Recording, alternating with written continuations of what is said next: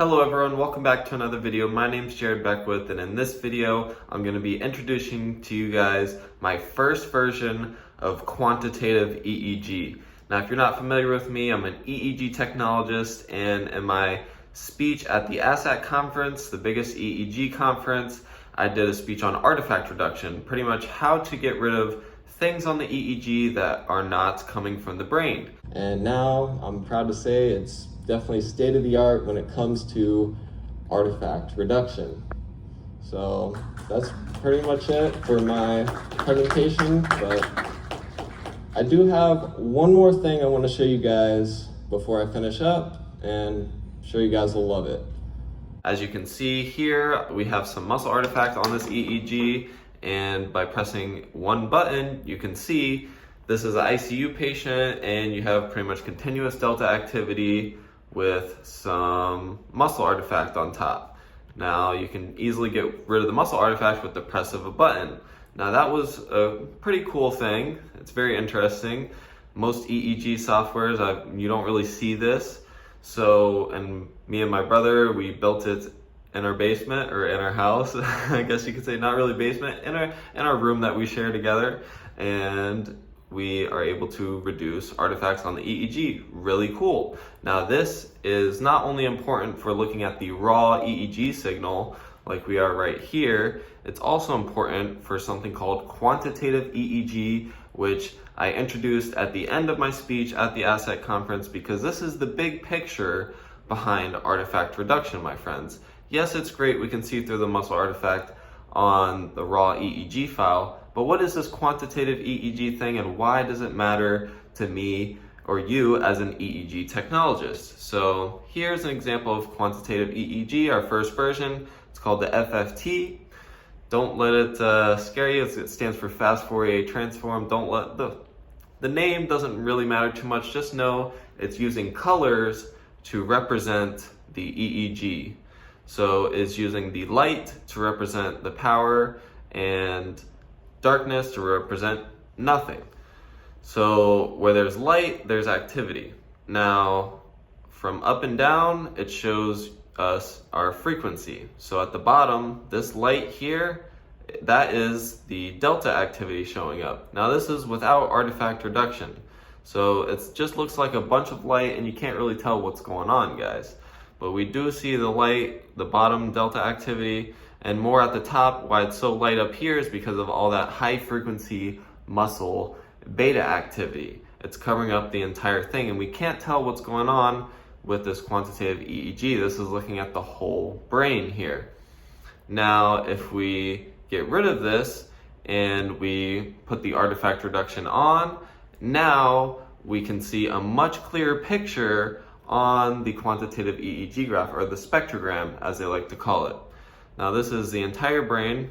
We got our beta activity up here, and we got our delta activity down here. Now without artifact, we can see that the EEG is just continuous delta activity, so it's a continuous line here at the bottom of the graph, because at the bottom is delta, then above that is theta, above that is the alpha, here's 10 hertz alpha, and then above that is the beta activity.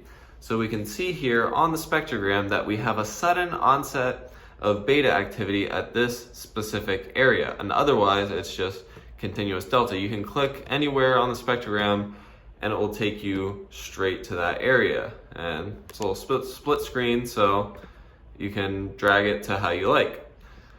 So if we're just focusing on this, we say, okay, this is on left to right, it shows the time. So this is the beginning of the EEG all the way to about 40 minutes. Now you'll be able to stretch this time horizon out to up to 24 hours. So if you're doing long-term monitoring of patients in the ICU, this is where this really shines, guys. If it's just a 30-minute EEG, you don't really need to look at a spectrogram or a long-term brain trends panel, because you could just look at the EEG waves. It's just 20 to 30 minutes. It's easy for you to just scroll through the whole thing and just look at it.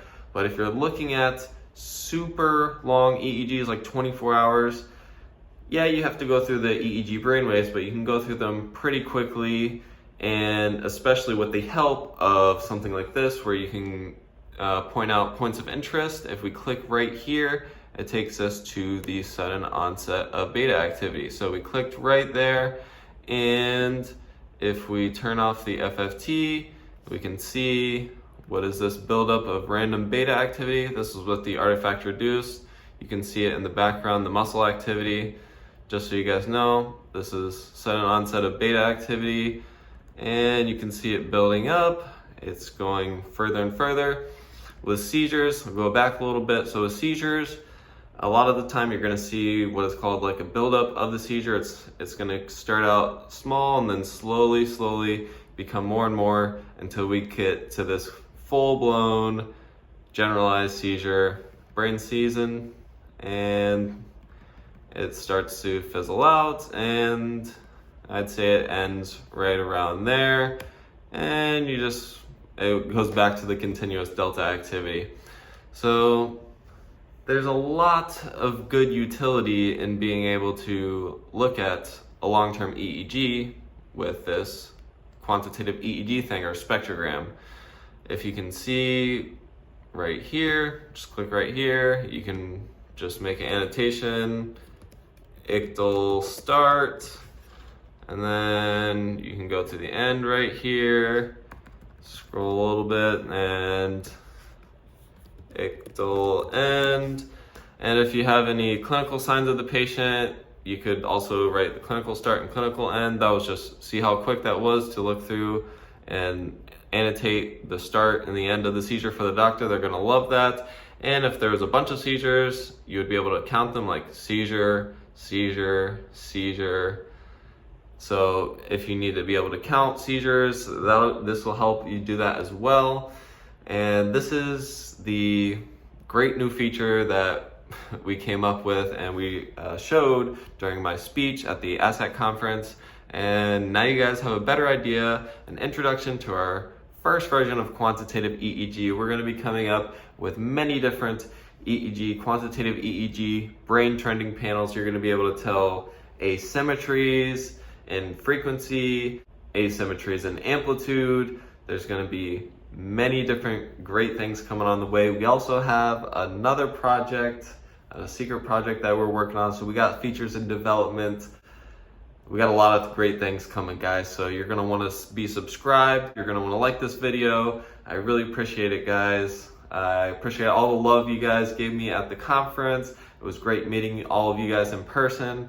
And let's continue to, push this field of neurodiagnostics, get it out there, get more people interested in what we do as EEG technologists, because we're out here really helping lives by, someone's got to monitor people's brains when they're in their worst state. And this software here for the ICU, our software Ion, it's the perfect tool to do that. But it's not available right now. It's still in testing. Only I can use it for my tests. But maybe one day in the future, I'll release it to the public and you guys can use this quantitative EEG stuff too for your long-term monitoring of EEG patients. So thank you all for watching. Make sure you hit the like button. Appreciate it, guys. And I'll see you all on the next video.